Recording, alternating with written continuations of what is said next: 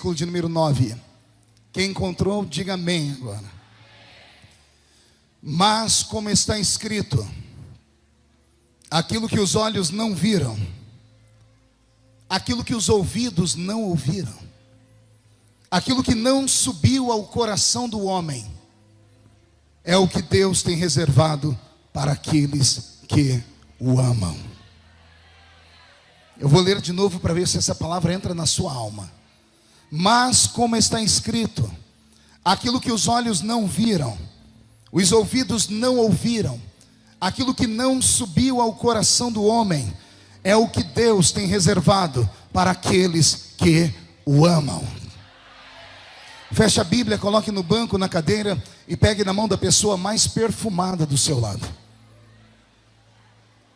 Aperte a mão dele ou dela com um carinho, até eles falarem aleluia. Pentecostal que não faz barulho está com defeito de fabricação, não é? Vamos orar. Pai, nós te exaltamos, nós te glorificamos, e nós entendemos que dentro de alguns minutos, e este santuário ficará pequeno para o tamanho da glória que o Senhor vai derramar sobre nós. Os que vieram tristes começarão a saltar de alegria. Os que vieram se arrastando não voltarão se arrastando para casa nesta noite. Voltarão voando nas asas de um novo tempo. E antes que eu comece a revelar os seus oráculos, cerque este santuário com a sua glória. E num raio de 5 quilômetros, onde houver um demônio alojado, eu dou a esses demônios segundos para sumirem de Resende, porque se não sumirem, serão queimados pelo poder da sua glória que aqui será derramada. Rasgue os céus sobre a Assembleia de Deus esta noite. Manda anjos de fogo descerem do céu. Que estes anjos desçam trazendo brasas de fogo nas mãos. Comecem a esparramar estas brasas entre nós. E onde houver um crente cheio do Espírito Santo, pega ele nesta noite, Jesus, e mostra o caminho da verdadeira e poderosa adoração. Fala conosco, fica conosco, é o que eu te peço agora e sempre. E toda a igreja diz: os que podem, tomem o seu assento aplaudindo a Jesus, porque Ele é bom, porque Ele é maravilhoso.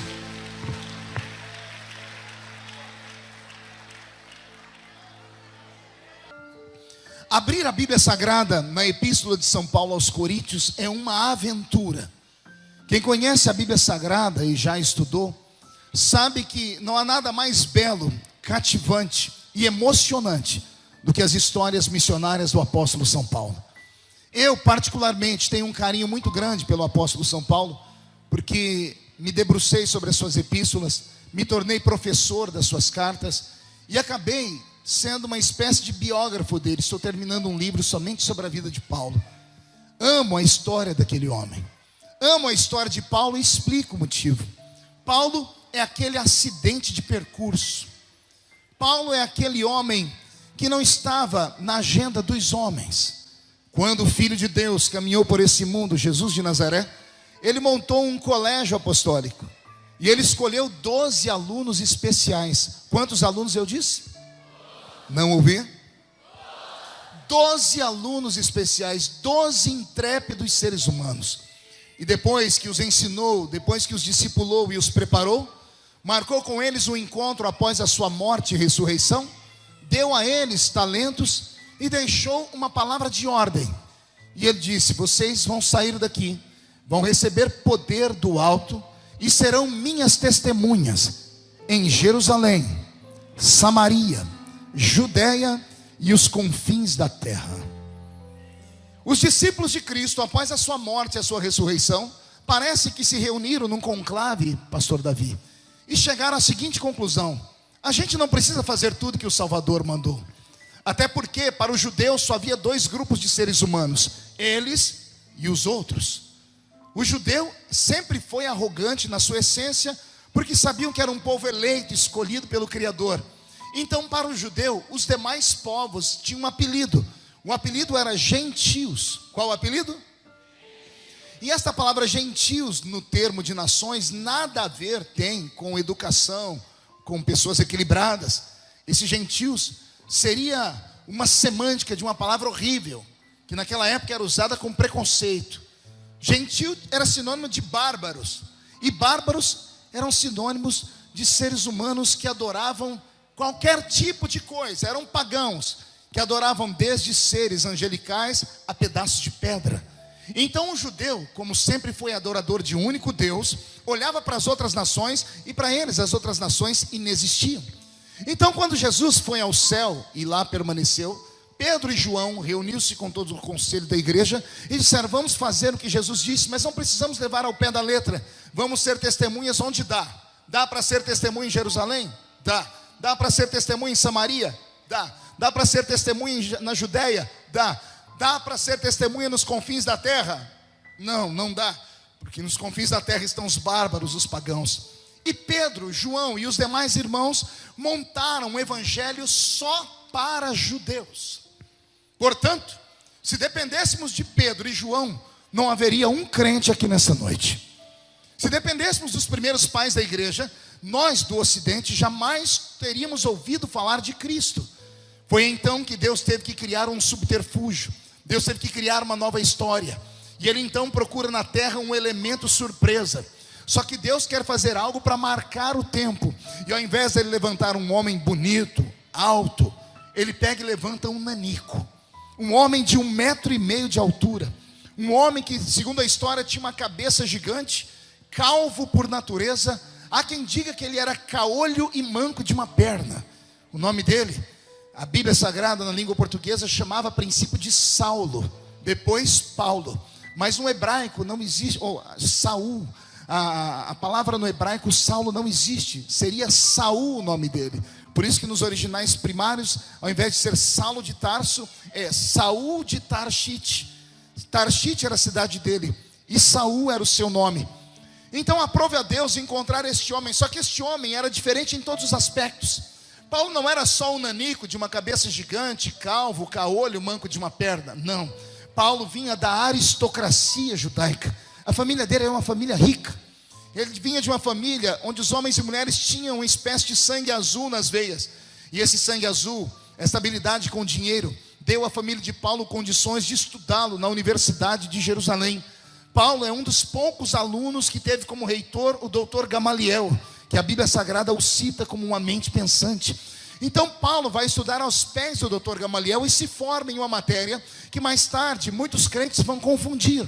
Quando a Bíblia diz que Saulo ou Paulo era doutor da lei, muitos crentes pensam que Paulo era um sacerdote. E ele não era sacerdote, porque os sacerdotes vinham da tribo de Levi e Paulo vinha da tribo de Benjamim, a menor tribo de Israel. Portanto, quando a Bíblia diz que ele era doutor da lei, esta palavra tem que ser levada ao pé da letra. Literalmente ele era doutor em leis. Ele era um advogado.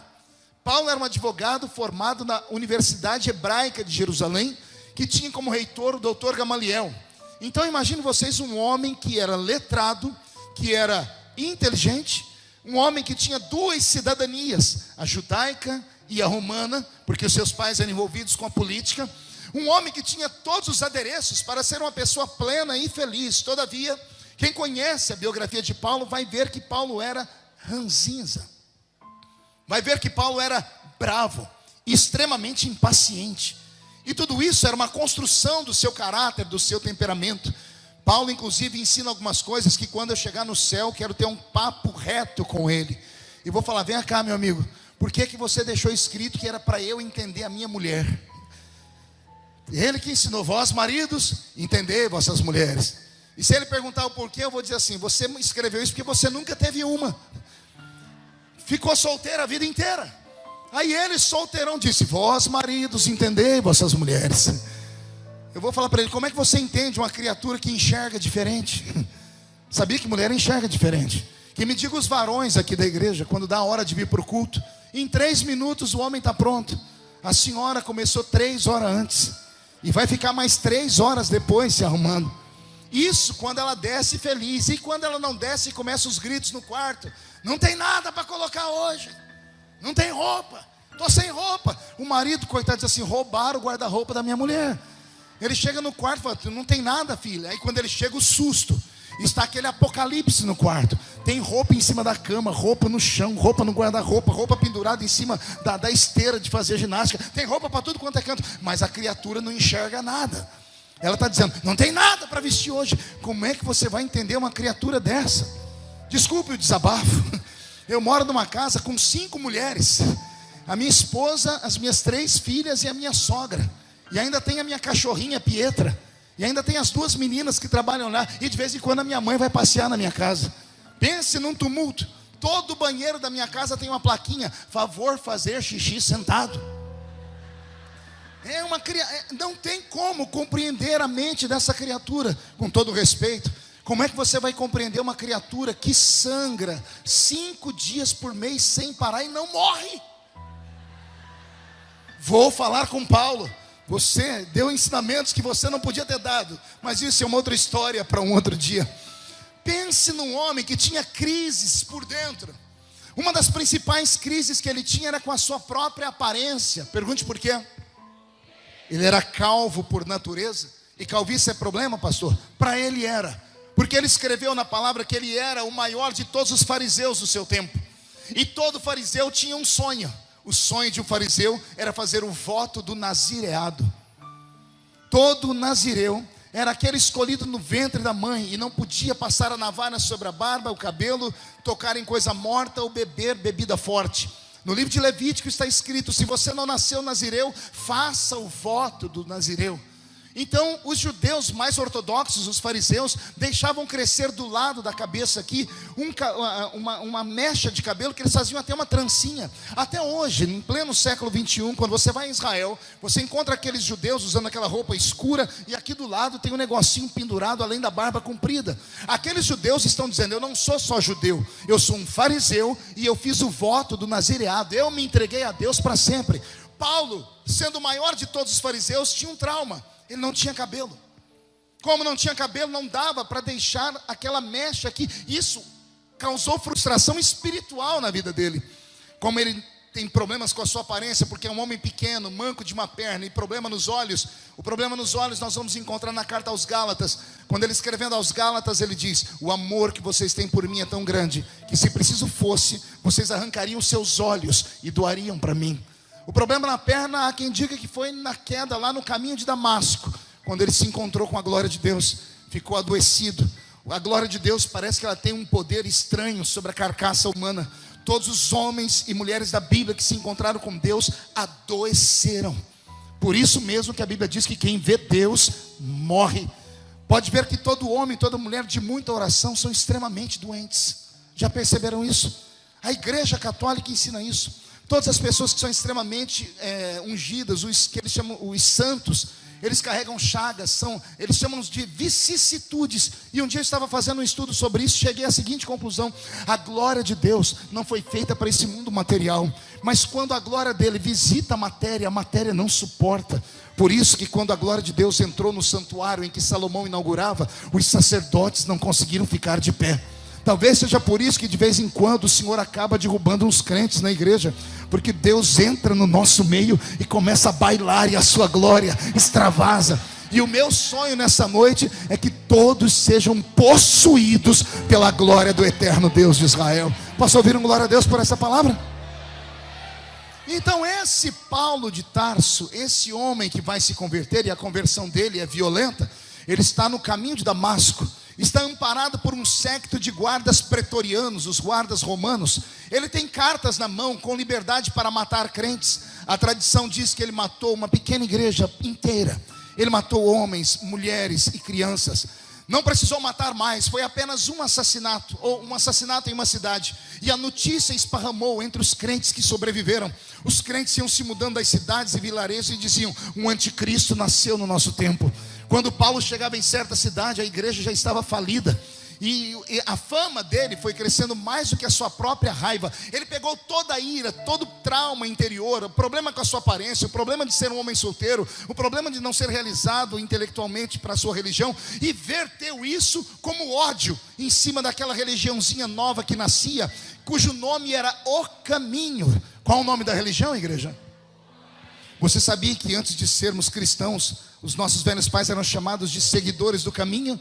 antes de sermos cristãos. A palavra cristianismo aparece no 3º século depois da morte e ressurreição do Senhor. Então olha que interessante, ele é enviado para matar essa seita que nasce, e ele tem êxito. Por onde ele passa, as igrejas estão fechadas. Um belo dia ele está andando no caminho da estrada de Damasco. Eu imagino uns soldados pretorianos usando os seus elmos, os seus capacetes, as suas espadas, e dizendo: você é o cara. Antes de você chegar nas cidades, as igrejas estão fechadas. E aquilo enchendo o coração dele de júbilo, de alegria. Até que lá em cima no céu, alguém assentado à direita de Deus Pai está olhando para a terra e começa a se mexer no trono. O que acontece em Atos capítulo 9 deveria ser matéria de teologia em faculdades.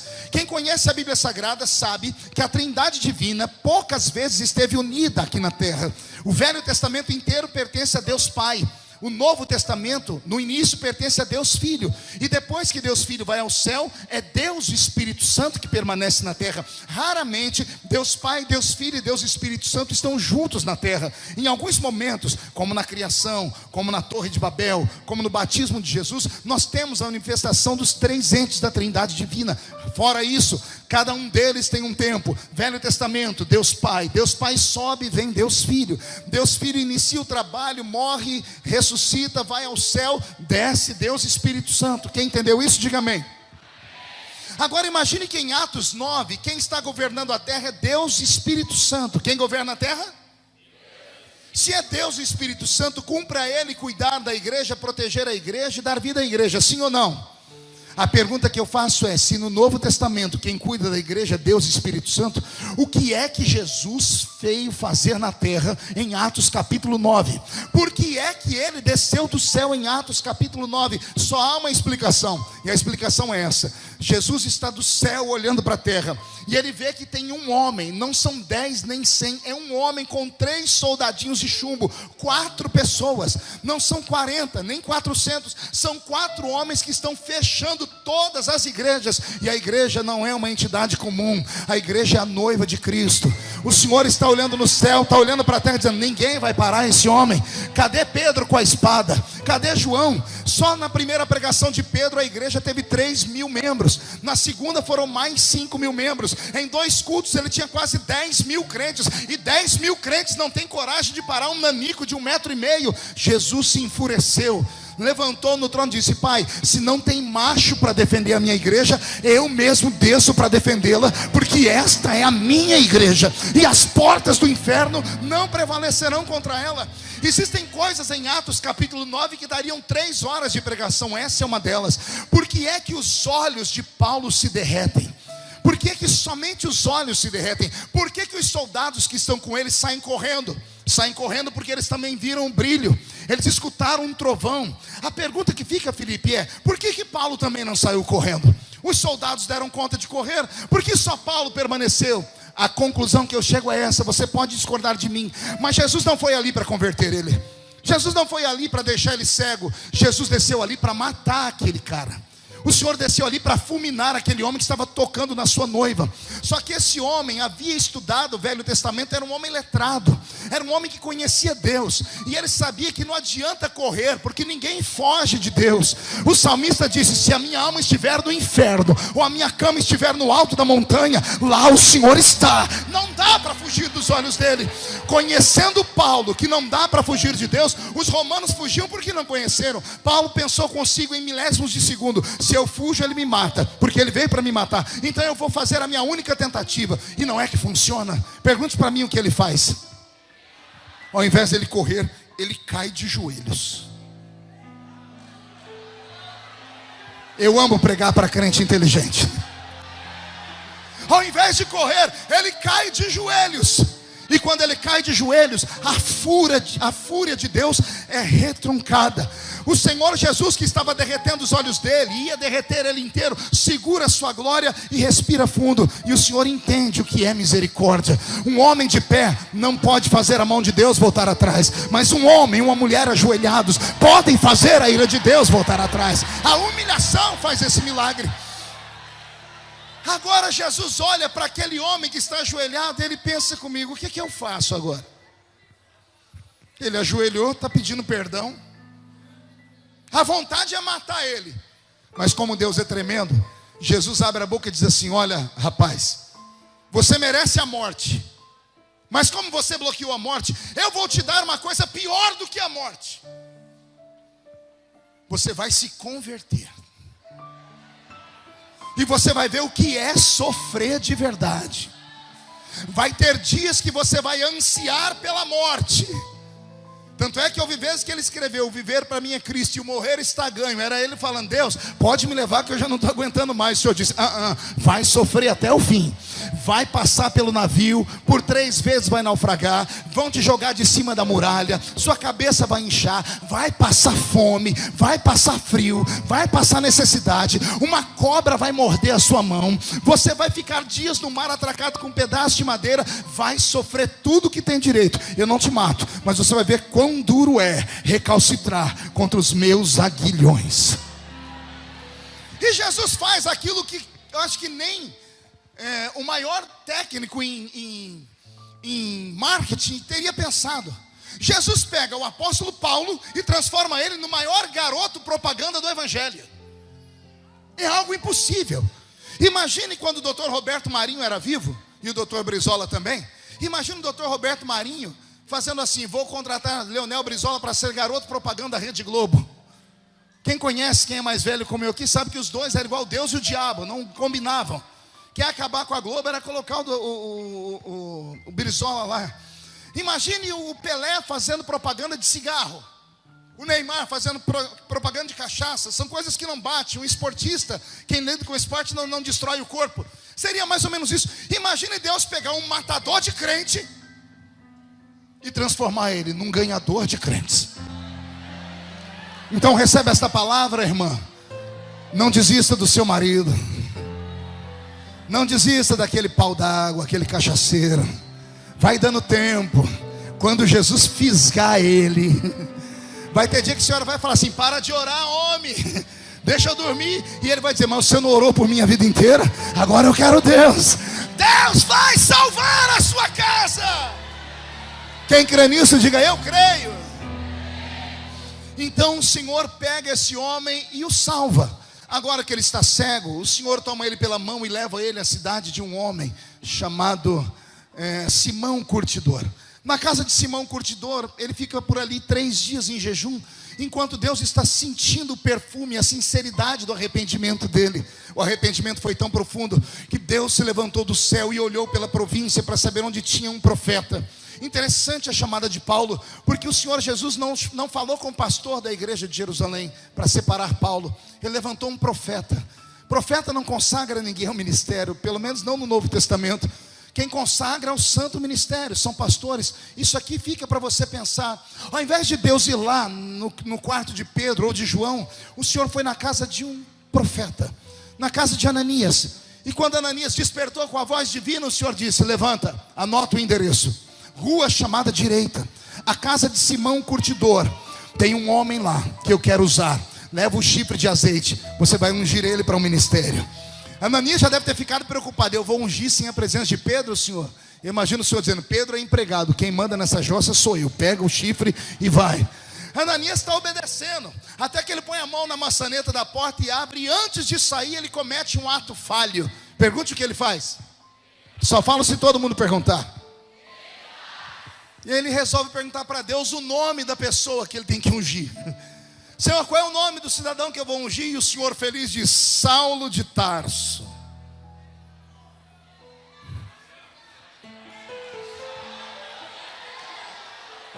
Eu imagino Ananias abrindo a porta, olhando para fora para ver se ninguém escutou aquela heresia, fechando a porta, colocando o chifre de azeite do lado, a pastinha do ministério do outro, a carteirinha de membro do outro, dizendo: Senhor, calma aí, vamos conversar aqui.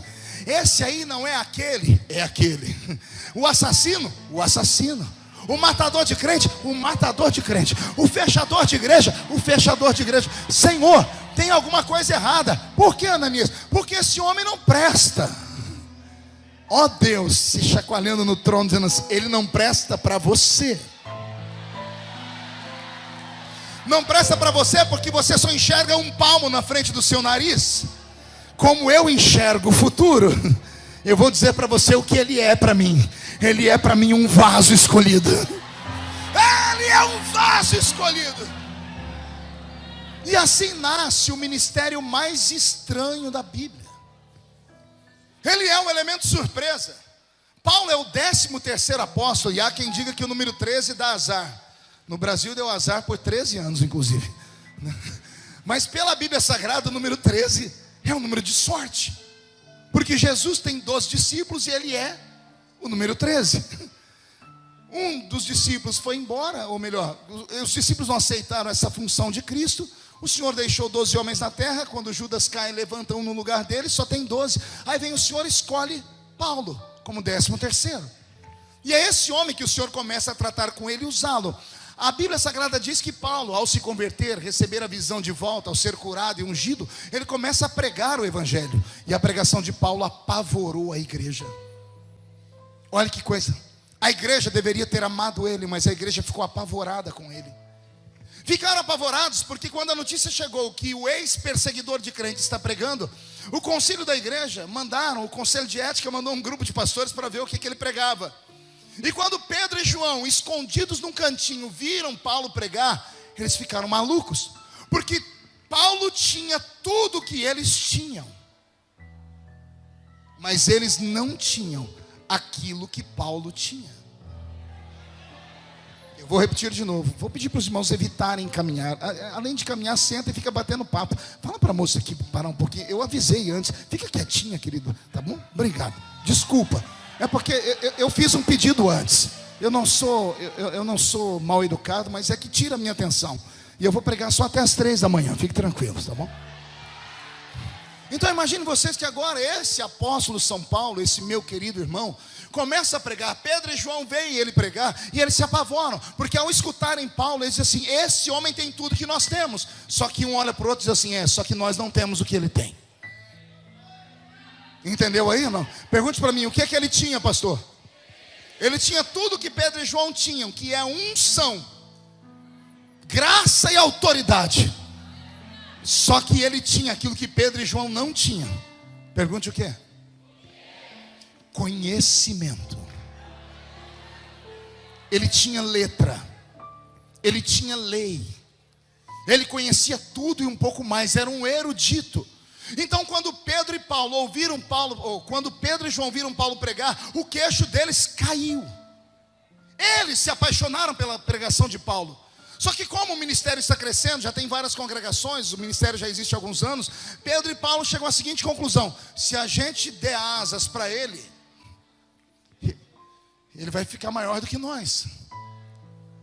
Então vamos fazer a ele um pequeno conselho. Dizem a ele assim: irmão Paulo, a sua pregação é linda, todavia vamos fazer uma coisa. A sua conversão pode arriscar a existência da igreja toda. Quando descobrirem que o senhor que recebeu cartas para matar a igreja agora é também da igreja, possa trazer o olhar de Roma e Roma querer mandar os seus soldados, o séquito inteiro, e acabar conosco. Então o senhor faz o seguinte: aceite o conselho dos pastores mais velhos, volta para a sua cidade e mergulha. Volta para a sua cidade e espera a poeira baixar. Quando as pessoas esquecerem desse episódio, nós vamos te buscar e o senhor será um homem do nosso lado. E Paulo fez aquilo que todo novo convertido faz: acredita nos mais velhos. E ele voltou para a cidade dele. Só que ele voltou como novo convertido. E o novo convertido tem o primeiro amor. E quem tem o primeiro amor não fica calado. Quando ele entra na cidade dele, ele começa a pregar o evangelho. A notícia esparrama. Ué, o Paulo está pregando, o advogado. Não acredito, ele matava, agora não é mais. A família de Paulo sente vergonha e tem asco dele, ao ponto de deserdarem ele. Paulo é deserdado da família. Seu escritório de advocacia fale. Ele não era só um doutor da lei, um advogado, ele era também poliglota. Ele falava vários idiomas. Ninguém o convida para traduzir texto nenhum mais. Ele começa a padecer necessidades. Ele é obrigado a aprender uma tarefa, uma profissão que somente pessoas extremamente pobres faziam. Ele precisa aprender a pegar uma agulha e a tricotar. Ele começa a costurar tendas. Olhe como caiu. De homem nobre, de homem rico, de advogado, agora ele vai costurar tendas. Mas ele não se dá por vencer. Ele está esperando a poeira baixar. A pergunta que eu faço é: quanto tempo leva para uma poeira baixar? Quanto tempo leva para um escândalo desaparecer? Quanto tempo leva para as pessoas esquecerem um ato falho? Quanto tempo você aguentaria? 1 ano? 5 anos. Falou em anos, já começa a dar desespero na gente. Pois Paulo ficou 14 anos abandonado. Abra sua carta aos Gálatas, capítulo 2 em casa, e você vai ver Paulo dizendo: 14 anos eu esperei a minha oportunidade. Filipe, ele ficou 14 anos sem poder pregar, 14 anos sem poder anunciar Cristo, 14 anos sem ter alguém para ensinar a Bíblia para ele, 14 anos sem alguém contar para ele quem foi Jesus. Ele não caminhou ao lado de Cristo, ele não conhecia as histórias, não havia o Evangelho, não havia as histórias escritas. Os homens da igreja negaram evangelizar. Ele ficou 14 anos sentado em uma tenda costurando panos, e o coração dele foi ficando cada vez mais duro. Por isso ele se torna uma pessoa extremamente mais ranzinza ainda. 14 anos se passam. Quantos anos se passam? A igreja de Jerusalém está crescendo muito. Numa reunião de ministério, alguém se levanta e diz assim: irmão Pedro, eu estou com um problema na minha igreja. Qual é o seu problema, irmão? Eu tenho um presbítero lá, e esse presbítero é muito rico, ele é empresário, o dízimo dele sustenta boa parte de nós. E ele tem um sonho de ser pastor. Ele não é um grande pregador, mas é um homem temente. Tenho medo da gente não consagrá-lo e a gente perdê-lo. E Pedro diz aí: o que nós podemos fazer? Tem alguma igreja que nós podemos enviá-lo? O secretário da convenção levanta e diz assim: olha, irmão, tem uma igreja que ninguém quer pastorear ela. Ela chama-se Sepultura de Ministérios. Onde fica? Antioquia. Por que matam profetas lá? Porque a igreja é extremamente pobre. Os crentes têm a cor da pele acirrada, acima do caucasiano, e sofrem preconceito. Ninguém quer pastorear Antioquia. Então nós temos que mandar para lá alguém que não precisa de dinheiro. O irmão Barnabé tem dinheiro, então podemos enviar ele para lá. Resolvemos o problema, mantemos um obreiro que tem um dízimo forte na igreja e damos para aquela igreja um pastor. Foram falar para Barnabé. Barnabé é extremamente crente, diz: eu aceito o convite, mas eu quero confirmação de Deus. Fazem reuniões em oração, e um dia estão orando, e não é que o Espírito Santo resolve descer na reunião? E ele toma um profeta e diz assim: apartai para mim Barnabé. Quando falam Barnabé, o coração do velho explode. Só que o Espírito Santo arruma um problema para a igreja. Pergunte por quê? O Espírito Santo diz outro nome: apartai para mim Barnabé e Paulo, para a obra que eu os tenho chamado. Pergunte para mim, por que o problema, pastor? Porque ninguém em Jerusalém conhecia Paulo. Está abandonado fazem 14 anos. Ele foi conhecido ali na regiãozinha próxima a Damasco, e depois foi ficar em silêncio, esperando alguém se lembrar dele.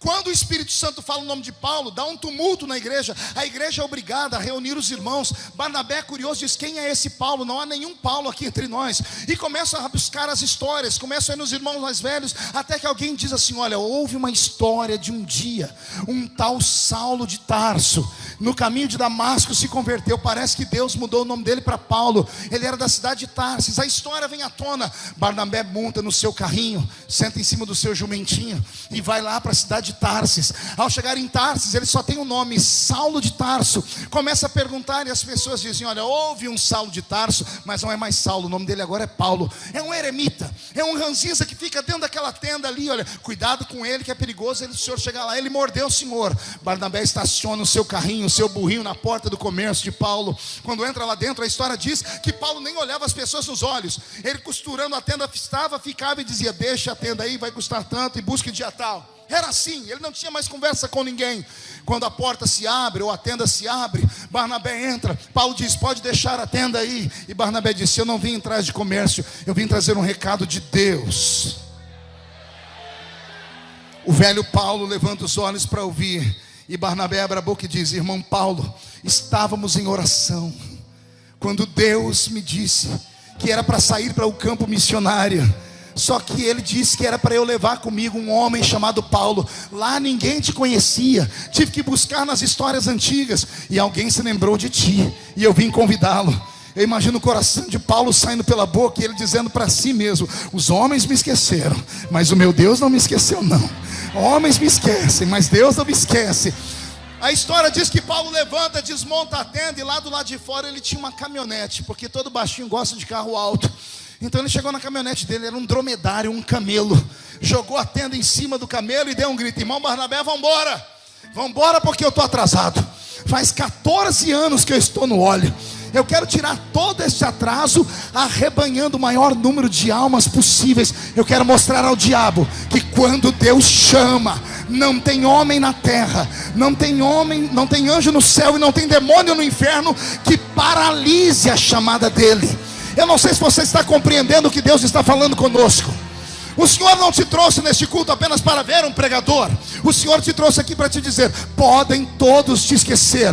Como diz Isaías no capítulo 45: até aquela que amamenta pode esquecer o seu filho, mas eu, o Senhor, não te esqueço. Eu te chamo pelo teu nome, eu te tomo pela mão direita.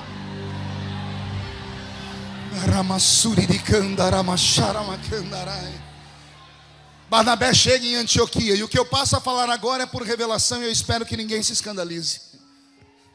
Ao chegar em Antioquia, o irmão Barnabé abre o culto, aquela igreja com gatos pingados, destruída, sem luxo, sem nada, e ele diz: sou o novo pastor empossado pela igreja, estaremos juntos agora, os cultos são diastais, próximo culto o povo está convidado, todos os que estavam longe se aproximam da igreja, curiosos. Barnabé vem, conta como está Jerusalém, e ele conhece a liturgia do culto.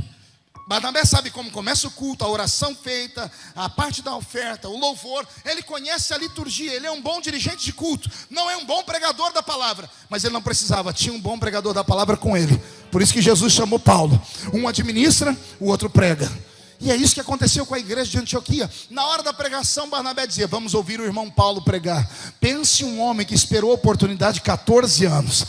Pense um homem que sonhava em pregar, que ficava ensaiando mensagens. Porque é mais ou menos assim que acontece com quem tem vocação. Não te dão oportunidade, se agarra uma escova e vai para frente do espelho e começa a pregar. Posso ouvir um glória a Deus à igreja? Barnabé e Paulo estão em Antioquia. Paulo prega com uma autoridade tão grande que o céu desce naquela igreja. Os crentes saem de lá com os olhos desse tamanho, dizendo: Deus voltou para este santuário. A notícia esparrama, próximo culto, a igreja tem o dobro de pessoas, porque uma boa pregação atrai a multidão. Amém, igreja? A multidão está vindo. Um belo dia Paulo está pregando, e o culto está tão alegre que ele começa a orar, e Jesus começa a batizar com o Espírito Santo. E Barnabé tem um papelzinho na mão e uma caneta dizendo: isso aí acontece em Jerusalém. Em Jerusalém tem palavra e batismo com o Espírito Santo. Até aqui está indo tudo bem. Próximo culto, a igreja está cheia, o povo adorando, a glória de Deus descendo. Um crente dá um pulo e fala em línguas, e Paulo dá um pulo e fica quieto e diz assim: psss. Esse irmão que falou em línguas aí atrás, o irmão diz: você, o senhor sabe o que o senhor acabou de falar? O irmão diz: eu não sei não, eu falei em língua dos anjos. E Paulo diz: pois bem, eu sei o que o senhor acabou de falar. O irmão Barnabé sentado aqui atrás disse assim: irmão Paulo, calma aí, eu estou vendo a liturgia aqui, em Jerusalém não tem esse negócio não. Os crentes até falar em línguas falam, mas o senhor vai fazer, o senhor vai entender, o senhor vai interpretar. Vou, mas irmão Paulo, em Jerusalém não tem. Eu imagino Paulo dizendo: mas aqui em Antioquia tem. E por que é que tem? E Paulo diz: porque eu aprendi com o Senhor. Você já reparou que todas as vezes que Paulo vai dar um ensinamento, ele faz questão de dizer: o que eu aprendi com o Senhor, eu também vos ensinei? Pergunte a mim: por quê, pastor? Ele fala isso porque a igreja não o discipulou. Pedro e João não tiveram paciência de falar para ele as histórias de Cristo. Como ninguém ensinou Paulo, o próprio Deus abriu uma faculdade para ele. Mais tarde Paulo vai contar o segredo dele. O segredo dele é esse: eu conheço um homem que, se no corpo não sei, se fora do corpo não sei, foi ao terceiro céu e lá ouviu coisas inefáveis que não é lícito aos homens contar. O meu coração se enche de júbilo, porque no pleno século 21 essas coisas ainda acontecem. Deus marca uma pessoa para levantá-la, mas os homens travam. Deus levanta uma pessoa e as pessoas não querem. As pessoas expulsam, excomungam, expulsam, jogam para fora. Mas quando Deus escolhe, passa o homem, passa o céu, passa a terra, passa o ministério, mas a chamada desse homem não passa jamais. Barnabé começa a entrar em desespero, porque o culto começa a fugir da liturgia. Cada culto para ele era um Deus os acuda. Próximo culto, Paulo está orando, ele diz: hoje, irmãos, eu não quero só pregar não. Cadê os doentes aqui? Venham aqui na frente. E Paulo começa a colocar a mão e Jesus começa a curar. Barnabé olha a liturgia do culto, diz, não, em Jerusalém tem, é desse jeitinho aí, põe a mão sobre os enfermos e os cura. Paulo voltou a ser crente, meu pai, então, não vamos ter problema com Jerusalém. Próximo culto, os doentes que foram curados esparramaram a notícia, e todos os doentes da cidade vieram para a igreja.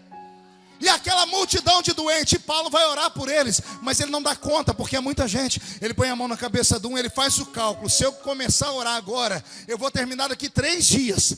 Então ele faz uma coisa que apavora Barnabé. Pergunte o quê? Ele tira um lenço do bolso.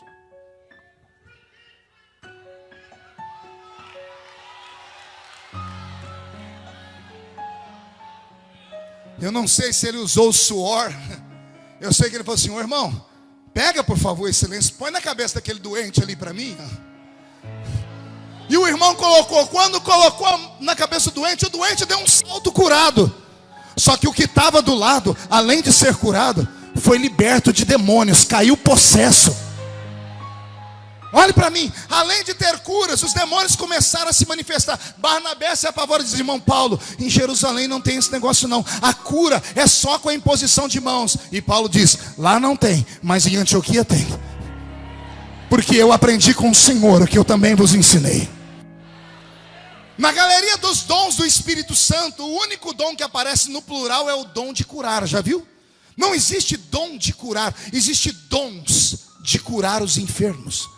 Por que está no plural? Porque uns curam colocando a mão, outros curam colocando um pano, outros curam levando um copo de água. E o crente que acredita recebe o milagre, porque não existe dom de curar, é dons no plural. Essas coisas começam a apavorar, mas as coisas não param por aí não, as coisas tendem a ficar mais fortes. Pergunte como? Próximo culto, os doentes da região toda começam a vir, e aparece no culto um tipo de doente que ninguém nunca tinha visto. Homens e mulheres que nasceram com anomalia física, que nasceram sem braço, que nasceram sem perna. E quando esses doentes ficam na frente de Paulo, Barnabé olha, deve ter dado uma engasgada, dizendo, como é que cura isso? E Paulo não tem medo. Paulo pula para frente e vai orar pelos doentes, e ele vai lá onde não tem braço, e põe a mão dele. O Deus que fez do nada todas as coisas, faça crescer o braço. A tradição diz que braços começaram a crescer instantaneamente, pernas começaram a crescer. Barnabé está quase tendo um infarto. Barnabé está dizendo, irmão Paulo, isso não tem em Jerusalém, mas em Antioquia tem. Por quê? Porque eu recebi do Senhor. E como é que é o nome disso aí? Isso aí é cura. E Barnabé diz não. E Paulo diz não, isso não é cura. Isso é um outro dom. Isso é o dom de operação de maravilhas. Eu estou com meu corpo arrepiado aqui. O Senhor está dizendo ao nosso coração que Ele não mudou. Que Ele é o mesmo de ontem, hoje, vai ser eternamente. Possa ser que eu tenha aqui no nosso meio alguns homens e mulheres que já não acreditam em mais nada, e que não vem a hora de eu acabar de pregar para ir embora para casa. Não se levantaram ainda porque viu que eu sou meio bravo e acaba chamando a atenção de cima do púlpito. Mas olha, ainda tem pessoas aqui dentro que enquanto eu prego, os olhos estão brilhando. A boca está em andamento. Existem mãos erguidas para o céu. O diabo está correndo risco nesta noite. Porque a igreja aqui em Resende pode ressuscitar os dons do Espírito Santo.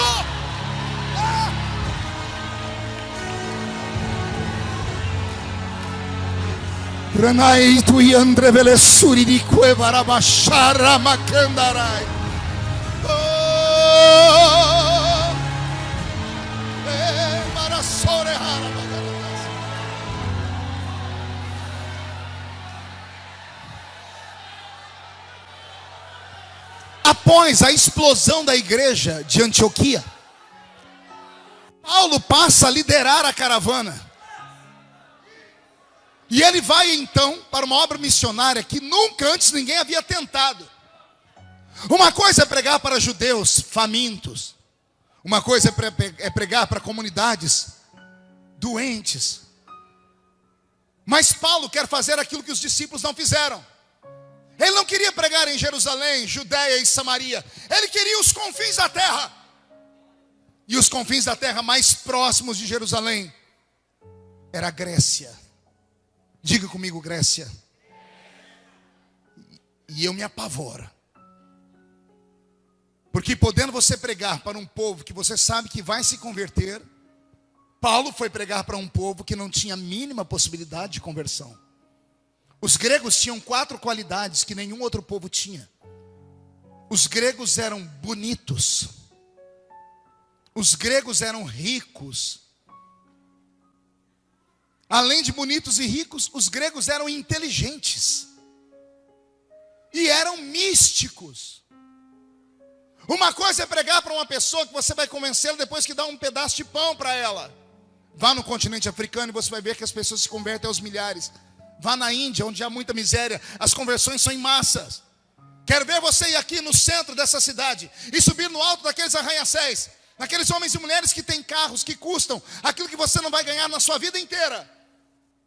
Vá pregar para eles. Vá pregar para os professores da Universidade do Rio de Janeiro. Vai ganhá-los. E Paulo teve a ousadia de pregar para os gregos. Pense num povo bonito. A expressão deuses gregos. Nossa, esse homem parece um deus grego. Essa mulher parece uma deusa grega. Fala da beleza. Essa história de malhar corpos, de trabalhar, os bíceps, os tríceps nasceram com eles. O esporte nasceu com eles. Os gregos são berço da civilização. Não bastasse ser bonitos, eram ricos. A cidade de Éfeso era a capital do comércio do mundo antigo por causa dos portos que lá haviam. Pense num povo que é inteligente, porque nasce com eles aquilo que nós chamamos de filosofia. Philos e sofia, 2 palavras em latim. Philos, amigo, sofia, inteligência. Filosofia é amigo da inteligência, amigo da sabedoria. Até os dias de hoje, olha que se passaram milhares de anos, os nossos filhos entram na universidade e a cabeça deles derrete, o cérebro deles funde, quando o professor diz: interprete este texto de Platão, interprete esse texto de Aristóteles, de Sócrates, homens que viveram antes de Jesus, 3.000 anos atrás. Hoje, em pleno século XXI, com toda a tecnologia, não damos conta de interpretar o texto deles. São os gregos, os pais da filosofia. Não bastassem ser tudo isso, eram místicos. Pense num povo que tinha um céu particular. O céu dos gregos ficava no alto de uma montanha chamada Olimpo. Qual o nome da montanha? O tal Monte Olimpo. E o panteão dos deuses dos gregos eram imensos. Os deuses deles eram 3 irmãos: Zeus, Poseidon e Hades. Hades cuidava do reino dos mortos, Poseidon dos mares e Zeus dos céus. Deuses safadinhos. De vez em quando desciam na terra, pegavam as mulheres mais bonitas, dormiam com elas e deixavam sementes na terra. E os seus filhinhos eram semideuses. Lembra, seu filho foi assistir há pouco tempo atrás a Mulher Maravilha? A Mulher Maravilha é a deusa Diana, né? Filha de Artemis. É uma das filhas de Zeus. Hércules, Teseu, Perseu, Hera e todo o panteão dos deuses gregos. Pense num povo que tinham deuses bonitos, extravagantes e que faziam prodígios e milagres.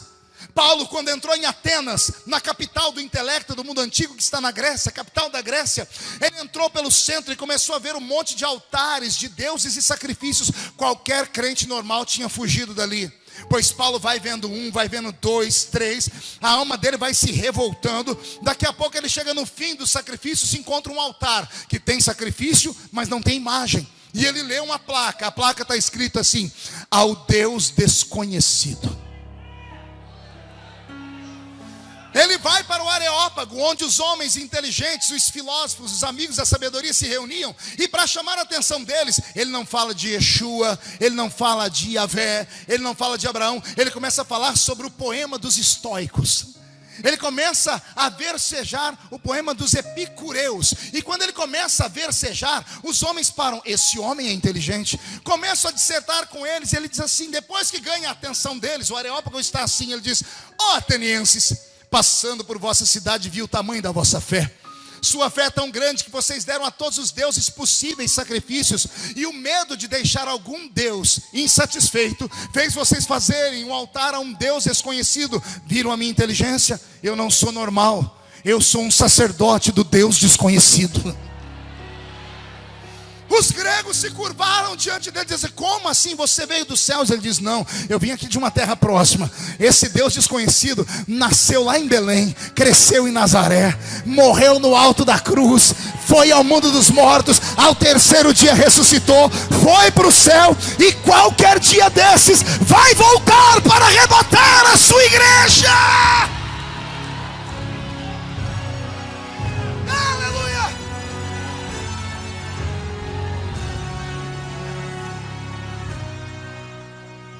Paulo entra para pregar para homens e mulheres inteligentes, e ele planta na cidade de Corinto. Qual o nome da cidade? A terceira maior cidade da Grécia. Respire fundo.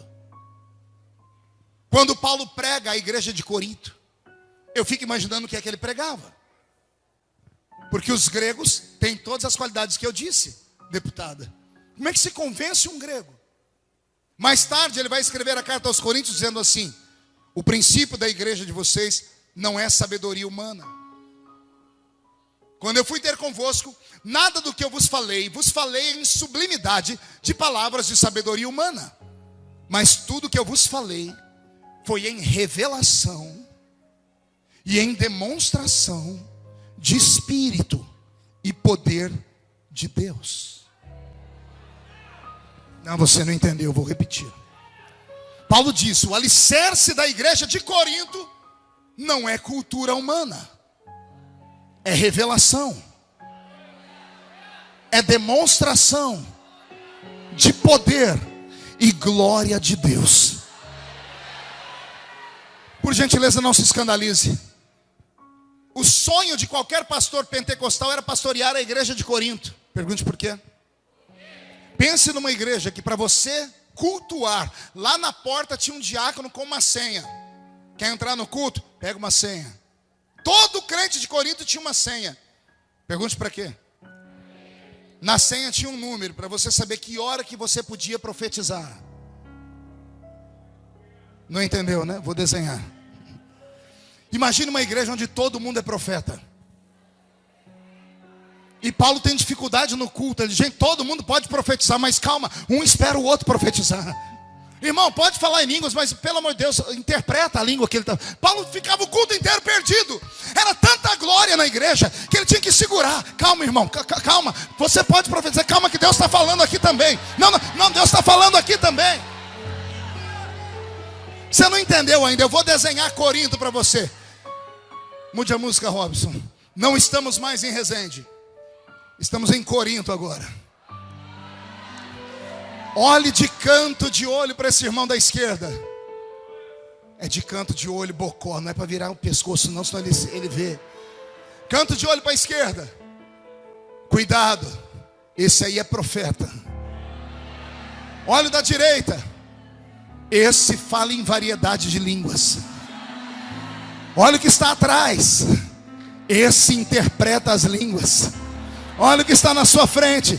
Esse cura os enfermos. Olha os que estão na galeria. Aqueles lá discernem os espíritos.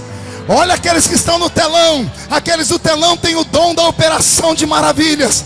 Olha os que estão aqui. Esses têm o dom da palavra do conhecimento, a revelação. Ah, meu Deus. Ah, meu Deus.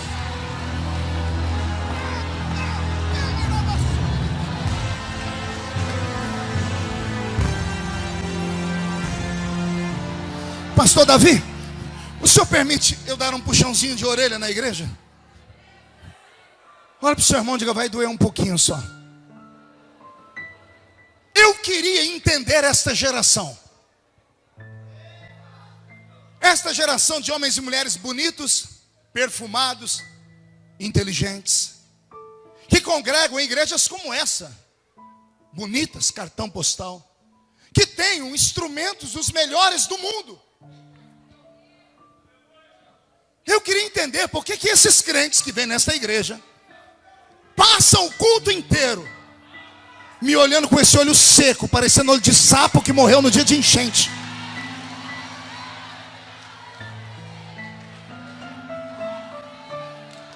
Eu já sei a sua desculpa: pastor, é que eu não sou desses aí não, eu sou equilibrado. Eu sou um crente maduro. Vá mentir para as pulgas, seu bocó. Você enferrujou com o tempo. Isso aqui não é uma igreja comum, isso aqui é a Assembleia de Deus.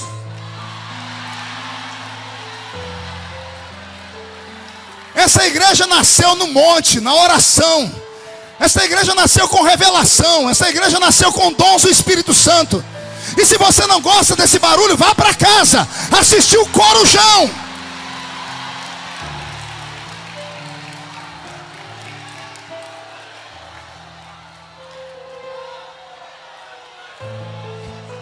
Ei, você acha mesmo que eu grito assim porque eu quero? Você acha que eu sou um ator de palco? Você acha que eu também não tenho equilíbrio? Você acha que quando alguém me mostra uma fita, um DVD, eu pulando, gritando, fazendo esses negócios que eu também não fico com vergonha? Eu fico com vergonha, pastor. E alguém pergunta para mim: o senhor fica com vergonha, por que o senhor faz? É boa pergunta. Eu não grito porque eu quero. Eu grito porque aqui dentro mora alguém. Aqui dentro mora o Espírito Santo. E é o Espírito Santo que diz: manda glória, adora, manda glória para cima que a glória cai.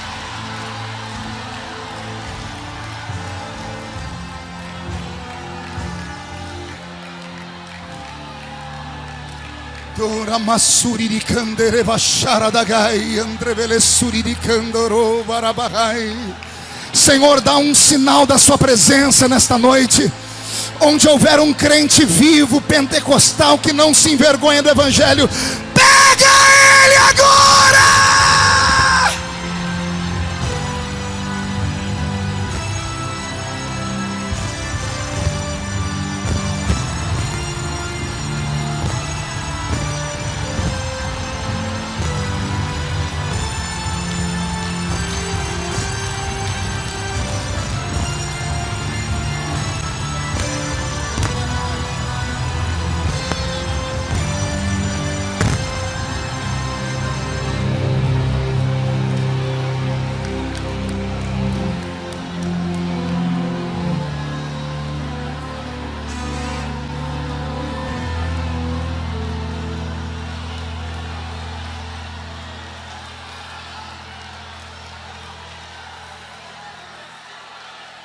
Esta é a igreja do arrebatamento.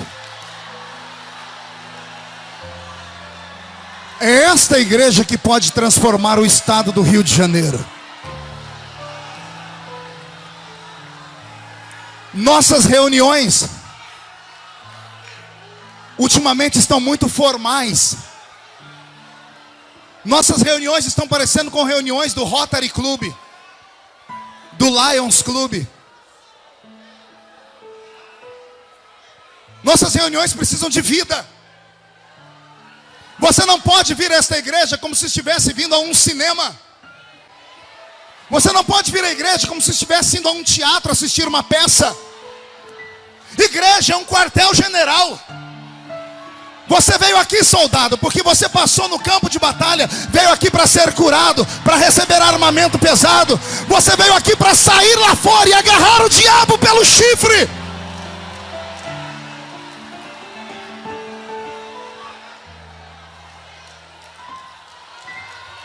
Ouça-me.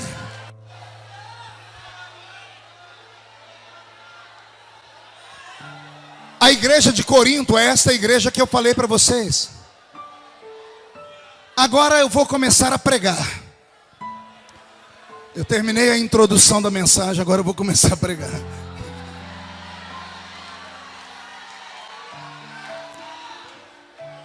Por que é que Paulo escreveu o capítulo 2 e o versículo 9? Aquilo que os olhos não viram, os ouvidos não ouviram, e não subiu ao coração do homem, é o que Deus tem reservado para aqueles que o amam. Fique em silêncio por um minutinho. Paulo está em viagem, pastor Davi. Um dia ele está dentro de um navio. Alguém se aproxima dele e diz assim: irmão Paulo, Eu sou membro da igreja de Corinto. E Paulo, que fazia anos não via a igreja de Corinto, não havia celular, não havia carta, não havia nada. Quer dizer, correio demorava demais. Paulo senta do lado do irmão e começa a dizer: que bom, como está o fulano de tal, como está a igreja? E eu imagino Paulo lembrando do início, uma igreja viva, cheia do Espírito Santo. E aí Paulo faz a pergunta que todo pastor, quando passa por uma igreja, encontra o irmão, pergunta: e como é que está a igreja? O irmão olha para Paulo e diz assim: a igreja mudou. Mudou como? Não, a igreja está bonita, está rica, está grande, tem dízimo, oferta, instrumentos, tem tudo. E como é que está o culto? E o irmão começa a dizer: Paulo, mudou bastante. Por que mudou? Porque aquela geração que se converteu com o Senhor envelheceu. E a geração nova que veio não viu o que vocês viram, não ouviu o que vocês ouviram, e não sentiram o que vocês sentiram. Por isso é automático, quando sai uma geração entra outra. A geração que vem é inferior à outra. O Espírito Santo não voa mais em Corinto, Paulo. A igreja mantém a estrutura, mas não tem mais revelação, não tem mais demonstração de espírito e poder. E Paulo, como é importante, servo do Senhor experiente, ele diz assim: calma aí, o que expulsa o Espírito Santo da igreja não é riqueza. O que expulsa o Espírito Santo da igreja não é o povo ser mais inteligente, bonito. O que expulsa o Espírito Santo é pecado. Como é que está o nível de santidade da igreja? O crente engasga. E ele conta uma coisa para Paulo, que Paulo vai para o camarim dele no quarto, dobra o joelho dentro daquele navio, pega uma caneta, um nanquim, pena, e chorando começa a escrever a carta aos Coríntios.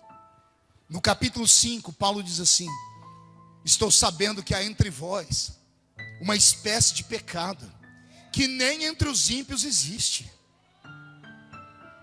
Um filho dormiu com a mulher do seu pai. Você está me ouvindo? Olha o que Paulo está dizendo. Aí em Corinto existe todo tipo de pecado: incesto, adultério, fornicação. Mas tem um pecado que nem o ímpio faz, que nem aquele que não serve a Deus faz. Não tem nome o pecado. Incesto é quando o filho dorme com a mãe. Agora, quando o filho dorme com a mulher do pai, porque o pai é viúvo ou divorciado, foi trabalhar, o filho foi e dormiu com a mulher do pai dele. Paulo fica com tanta ira que ele faz isso uma única vez. Na segunda carta ele pede perdão, mas na primeira ele diz: eu quero que esse homem seja entregue na mão de Satanás.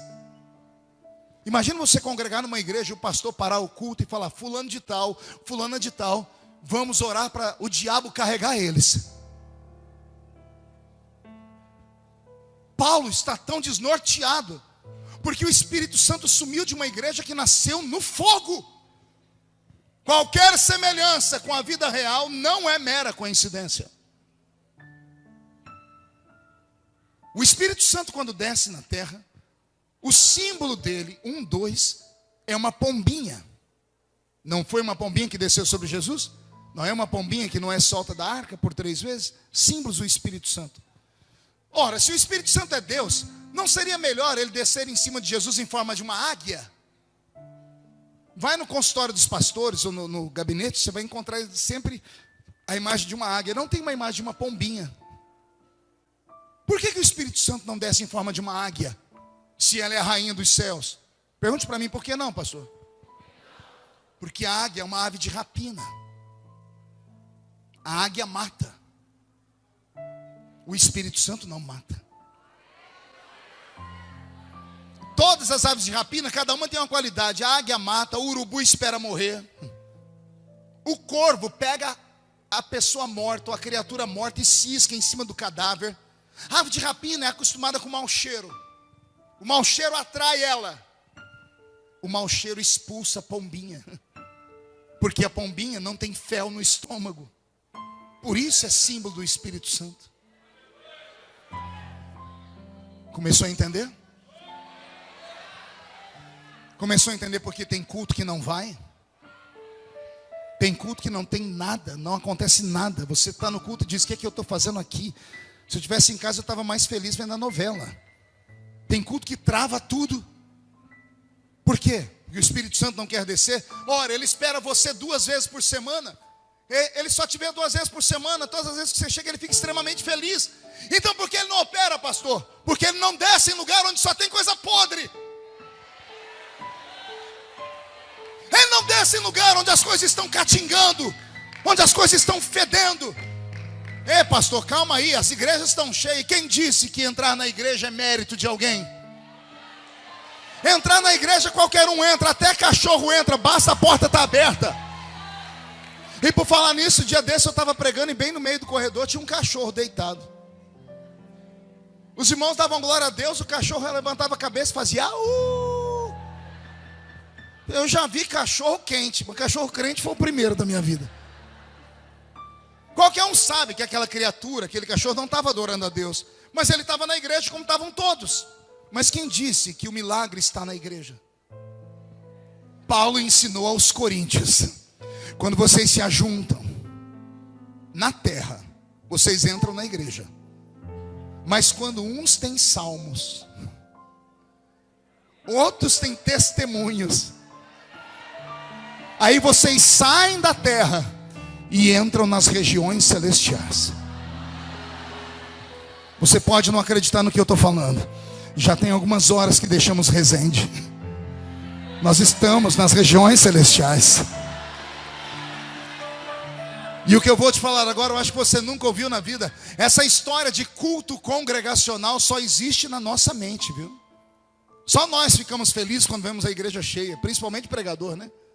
Ah, olha, está todo mundo cheio, que culto lindo, culto congregacional. Deus não reconhece culto congregacional. Deus é tão poderoso, Ele é onipresente, que na mente de Deus nessa noite, dentro desta linda igreja, só tem 2 assentos. Um é o dele e o outro é o seu. Não entendeu, né? Não tem essa multidão. Na mente de Deus, Ele é tão poderoso que Ele consegue colocar cada um de nós em um ambiente separado. Deus está sentado olhando para você e você olhando para Ele. Pastor, por que Deus não fala comigo? Porque o culto não é para você, é para Ele. Pastor, por que Ele não me dá glória? Porque você não deu glória. Pastor, por que eu não sou batizado com o Espírito Santo? O Espírito Santo é como um beija-flor, só vai em flor aberta. Como é que ele pode descer em você? Dá uma olhadinha na sua cara, parece que foi batizado num pote de vinagre.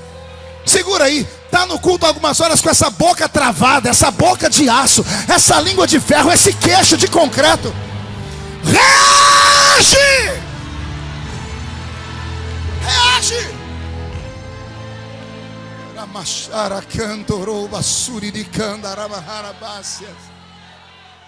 Podem me chamar de desequilibrado, podem me chamar de santarrão, de louco, mas eu conheço a Bíblia. Todas as vezes que o Espírito Santo descia em Atos dos Apóstolos, que é o livro do início da igreja, ele nunca deixava uma pessoa sem tocá-lo. Vou repetir. Todas as vezes que os crentes se reuniam e o Espírito Santo descia, ele descia sobre todos. Não se escandalize, descia sobre crentes e sobre não crentes. Cesareia Marítima, Atos capítulo 10. Pedro chega na casa de Cornélio, um pagão romano. A Bíblia diz, vou deixar Pedro falar. E enquanto eu pregava para a família de Cornélio, os empregados dele, não tinha nenhum crente lá. Todos adoravam ídolos. Pedro diz, enquanto eu pregava, caiu o Espírito Santo sobre todos. E todos falaram em línguas. Atos capítulo 2, vamos para o texto áureo da fé pentecostal. E estavam reunidos no mesmo lugar, e de repente veio do céu um som como de um barulho forte e impetuoso, e encheu a casa onde estavam assentados. E foram vistos por eles línguas repartidas como que de fogo, as quais pousaram sobre cada um deles. E todos foram cheios do Espírito Santo, e começaram a falar em outras línguas, conforme o Espírito Santo lhes concedia que falassem. Ah, pastor, isso acontece quando tem pregador de fogo. vamos para Samaria. Tem um diácono em Samaria. Diácono não ia para pregar, ia para cuidar de órfão e viúva. Mas esse diácono era levado. Quando ele viu a multidão, disse, nada de dar pão e peixe, eu vou pregar. Estando Filipe pregando, pelas suas mãos começaram a sair sinais, prodígios e maravilhas. E por onde ele passava, todos eram cheios do Espírito Santo. Agora a pergunta que eu faço é essa: eu estou em Resende, numa festa de senhoras do ciclo de oração, que são mulheres de oração, numa Assembleia de Deus, e tem pessoas que não conseguem descruzar os braços, tem pessoas fazendo bolinha de chiclete na boca, tem duas garotas, eu não vou nem olhar, senão eu vou entregar onde elas estão um culto inteiro lixando a unha. Alguém avisa essas criaturas que aqui não é um salão de beleza, aqui é uma casa de Deus.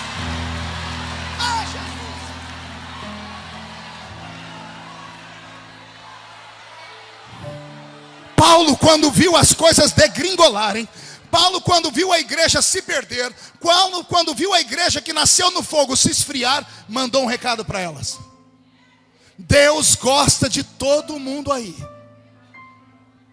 mas tem um grupo que Ele ama. Pergunte: que grupo, pastor? Aqueles que os olhos não viram, que os ouvidos não ouviram, e que ainda não subiu ao coração deles. Paulo está dizendo: tem um remanescente em Corinto, e é esse remanescente que vai expulsar o diabo, e o fogo vai pegar de novo. Eu profetizo um avivamento no estado do Rio de Janeiro, que começa nessa noite aqui em Resende. Eu profetizo que por onde você passar, a glória do Senhor vai passar com você. Profetizo a falência do império das trevas. Eu profetizo que se cruzar o seu caminho, Zé Pilintra, Zé Pilantra, Chucaveira, Tranca-Rua, Preto Velho, vão sair da frente, porque Resende será chamada de capital do avivamento. Você crê? Você crê? Pega, pega, pega, pega, pega, pega, recebe, recebe, recebe.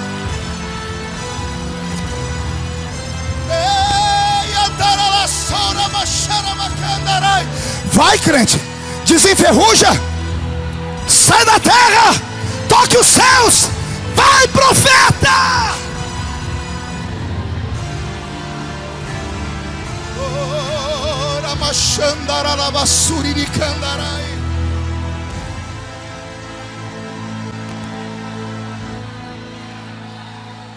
Segura um minutinho, olhe para mim. Vou dar um ensinamento, que é um ensinamento alto. Vem comigo. Quando Deus criou a raça humana, Deus deu à raça humana 5 presentes. Todo ser humano que não nasce com anomalia física tem esses 5 presentes. Esses 5 presentes a ciência chama de sentidos. Diga comigo: sentidos. São eles: visão, audição, olfato, paladar e tato. Consegue repetir comigo?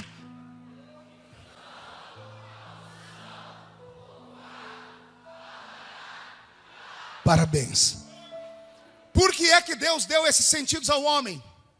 Pergunte para mim: para quê, pastor?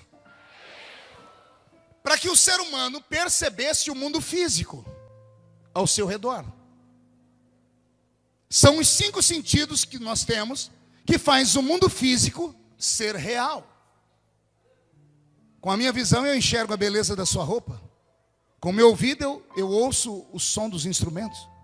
Com o meu tato eu sinto a densidade das coisas.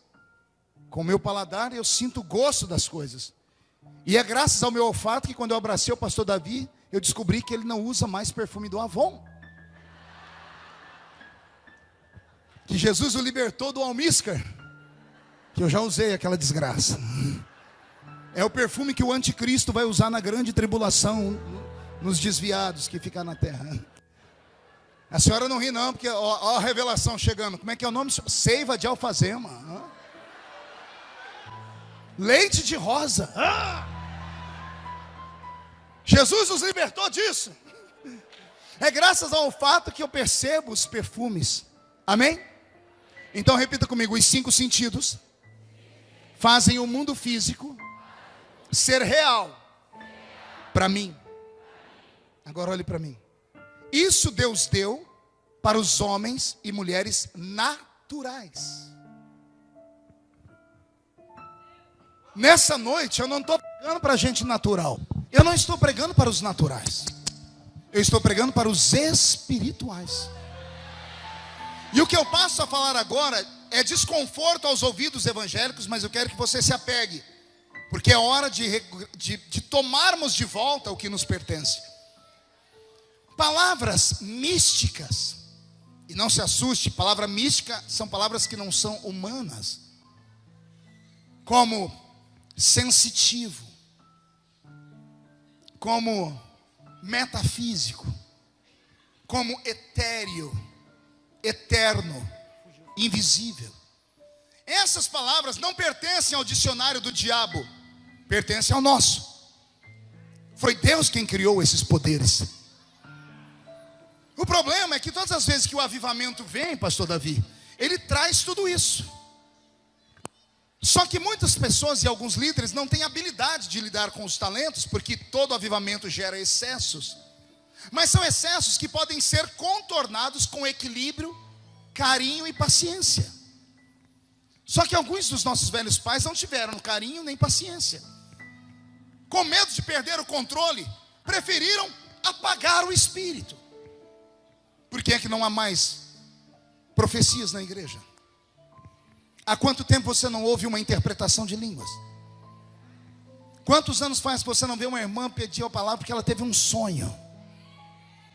Eu venho de cultos onde as pessoas eram arrebatadas, e a gente ficava dentro da igreja até 1, 2 da manhã esperando a pessoa voltar só para ouvir o que ela viu. Será que só eu vi isso? Quem já viu isso? A pergunta que eu faço: Deus mudou? Não. Então o que está acontecendo? O sobre-humano deveria ser um presente para nós, mas nós abrimos mão. Como abrimos mão, o diabo pegou para ele. Um dia desse eu estava ouvindo um bispo da Igreja Universal pregar, o chefão deles lá, Macedo. Ele botou no blog dele 2 cultos, um culto pentecostal e um terreiro de macumba. E ele começou a rir, ele disse: olha a igreja dos crentes, escuta aí, o povo falando em línguas. Ele diz: agora escuta aqui no terreiro de macumba, o povo falando em línguas. Olha aqui na igreja dos crentes pentecostais, o povo dançando no espírito. Olha na igreja, olha na macumba, todo mundo dançando também. Ele começou a falar assim: gente, é tudo igual. Me deu uma raiva, porque o culto que ele colocou era eu que estava pregando. Me deu uma raiva. Aí eu fiz um vídeo só para ele. Fui numa igreja lá em Brasília, na Assembleia de Deus de Madureira, do Gama, do pastor Egmar. Fizemos um culto lá, só tinha gente importante, senador, deputado, 4º membro da Trindade, estava tudo lá. E eu preguei uma mensagem daquela de arrancar tatu da toca e sabiá do toco. E no meio da pregação eu falei assim: gente, a minha Bíblia diz lá no livro do Gênesis que Moisés jogou a vara dele no chão e ela virou uma. Aí os magos do Egito jogaram as varas deles no chão e virou. E eu fiz essa pergunta: qual a diferença? Aí eu falei: eu sei a diferença. E a igreja perguntou qual? Eu disse: a diferença é que a cobra de Moisés veio e engoliu as outras.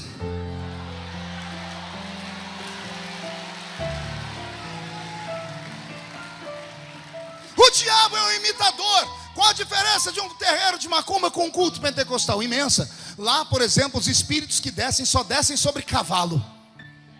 Pergunte por quê? Você tem como domar o cavalo. Bota um cabresto nele, senta em cima dele, ele tem que fazer o que você quiser. Aqui, o Espírito Santo não desce sobre cavalo, só desce sobre ovelhas. Lá, a pessoa que é possuída, quando ela é despossuída, ela fala assim: quem sou eu? Onde estou? O que eu fiz? Porque a pessoa não sabe o que fez. Porque o espírito maligno, ele domina a mente da pessoa. Ele não dá espaço para o ser humano. O Espírito Santo não, ele é um cavalheiro. Ele é um gentleman. Ele chega perto de você e diz assim: eu posso entrar?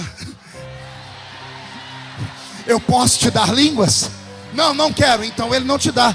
Você quer ser profeta? Você determina. Você quer ser profeta espalhafatoso, aqueles que parece que recebem o espírito do Bruce Lee? Não, eu quero ser um profeta mais equilibrado. Ele vem e te dá do jeito que você quer. O problema é que ninguém quer mais nada. Se você soubesse como Deus quer te usar. Eu olho daqui e não vejo homens e mulheres. Eu vejo brasas de fogo. Eu vejo homens e mulheres que quando saírem daqui nesta noite serão atacados nessa madrugada por sonhos proféticos. Nossos filhos vão voltar a desejar a obra missionária. Nossos obreiros terão paixão pela Bíblia em busca da revelação. Eu profetizo um despertamento. Recebe, recebe. E se você não fala línguas há muito tempo, seja renovado. Pastor, eu nunca falei. Então seja batizado agora. Aleluia. Agora deixa-me dar o checkmate. Todo ser humano normal tem 5 sentidos. Os anormais têm um sentido a mais. O apelido dele é sexto sentido. Mas a gente só vai ver isso em filmes de Hollywood, com Bruce Willis e aquele menino loirinho do olho vesgo verde dizendo assim: I see people dead all the time. Eu vejo gente morta todo o tempo. A gente só acha que é a mulher da gente que tem o sexto sentido. Eles falam que mulher tem o sexto sentido, né? Que mulher adivinha as coisas.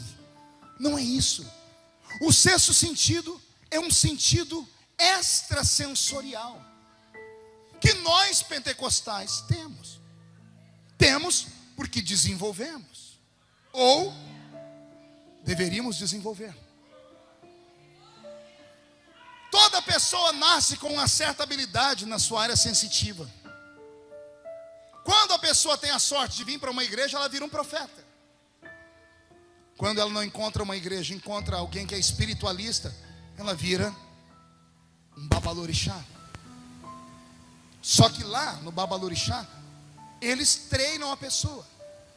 A pessoa que quer desenvolver o talento dela tem que se sacrificar. Raspa a cabeça, come carne podre, bebe urina, toma banho em fezes de animais, recebe espíritos que começam com o nome de Herê e vão até o baixo nível, apanham do invisível. Se tem alguém aqui que já frequentou esses terreiros, sabe do que eu estou falando. O diabo não dá nada de graça. Se quiser receber, tem que pagar o preço. E aí, depois que paga o preço, se torna um homem ou uma mulher que tem vidência. Aí o Espírito Santo é tão equilibrado que ele diz assim: gente, ninguém precisa comer carne podre aqui. Não precisa beber xixi, nem tomar banho em fezes. Você só precisa buscar. Só precisa entrar aqui dentro e gritar: eu quero, eu quero, eu quero, eu quero, eu quero. A fórmula para receber dons é fácil, é essa, ó. Glória, glória, glória, glória, aleluia, aleluia. Pastor, mas o que é que o irmão que está do meu lado vai falar? Esse infeliz não paga as suas contas, não tem que falar nada, nada. Enquanto você ficar pensando no que os outros vão dizer, o talento que Deus poderia te dar, Ele vai deixar passar. Eu quero encerrar dizendo à minha igreja, a Igreja Assembleia de Deus, que Deus quer devolver o que nós perdemos. E não existe um congresso melhor do que o congresso de mulheres de oração, porque são os joelhos de vocês e o grito de vocês que traz Deus para baixo. Dia desse eu estava na minha casa, reuni minha família na minha cama, minha esposa, as crianças. Filho não cresce, né? Eu tenho uma criança de 22 anos, uma de 16 e uma de 15. Fiz um culto com eles, cantei um hino, fiz uma pregação rapidinha. Quando eu fui despedi-las para irem dormir, eu falei: papai vai fazer uma oração com vocês. Abracei todas. Quando comecei a orar, o Espírito Santo me deu uma palavra de oração.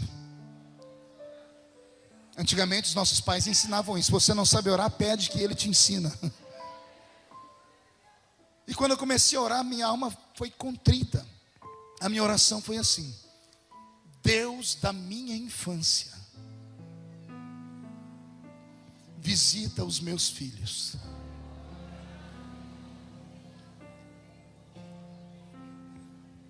Deus dos cultos do salãozinho, do pandeiro e da sanfona, das irmãzinhas do coque, Deus da harpa cristã, Deus dos folhetinhos que a gente entregava na casa das pessoas, Deus dos cultos ao ar livre, Deus da escola dominical, visita os meus filhos, porque os nossos filhos não viram o que nós vimos, não ouviram o que nós ouvimos, e por isso não podem sentir o que nós sentimos. Alguém vê esse pregador pregar com essa paixão, com essa emoção, e diz assim: ele é louco. Não, não sou louco. Eu tive bagagem. Se houver algum psicólogo aqui dentro, me ajude. Freud diz que tudo que uma criança vê, ouve e sente, de 0 a 7 anos, e de 7 a 12 anos, vai ser a base do alicerce da sua personalidade. O que você é: expansivo ou tímido, fleumático, sanguíneo ou colérico, depressivo. Isso aí são frutos daquilo que você viu, ouviu e sentiu na sua infância. Se isso funciona para o ser humano normal, funciona para os anormais também. Você é fruto do lugar onde você nasceu na fé. Eu sou assim porque nasci no meio do fogo. Eu sou assim porque eu vi milagres. Eu encerro contando uma experiência. Domingo à noite, meu pastor estava tão alegre, disse: irmãos, terça-feira ninguém falte, vamos receber aqui na igreja um ex-defunto. Pense, no meio do mato, igreja pequena. Na terça-feira deu 4 horas da tarde, a igreja estava entupida, todo mundo quer ver o ex-defunto.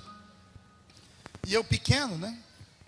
Saí daqui, dali, consegui um lugarzinho bem na frente. Daqui a pouco entrou o pastor e o ex-defunto. E eu, moleque, quase saí correndo da igreja, porque o ex-defunto veio com um terno preto. Ele não sorria.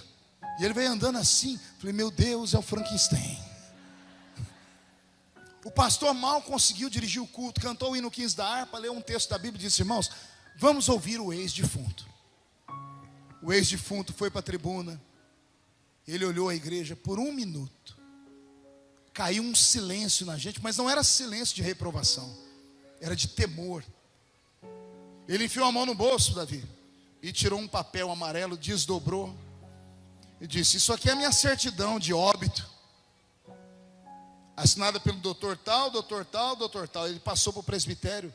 Os presbíteros e pastores foram olhando e devolveram para ele. Eu morri. Ele enfiou a mão no outro bolso e tirou uma foto em preto e branco. Um homem deitado num caixão, aqui no nariz cheio de algodão, a boca amarrada e flores. Ele disse: e esse aqui sou eu. E o infeliz tirou minha foto dentro do caixão. E ele falou: meu nome é João de Oliveira. Morri, cheguei na entrada do céu. O portão estava aberto e Jesus estava lá. E Jesus me olhou e me abraçou gostoso. Só que ele não me deixava entrar. E eu falei: Jesus, não posso entrar? E ele disse que Jesus falou para ele: por enquanto ainda não. Por quê? Eu não mereço o céu. Merece, João. E por que eu não posso entrar? Olha lá para baixo. Ele disse que quando ele olhou para baixo, abriu o chão. E ele viu uma casinha coberta de sapé, chão batido, um caixão naquilo que seria uma sala, 3 crentezinhos de chapéu, camisa abotoada até aqui, com a bíbliazinha no braço,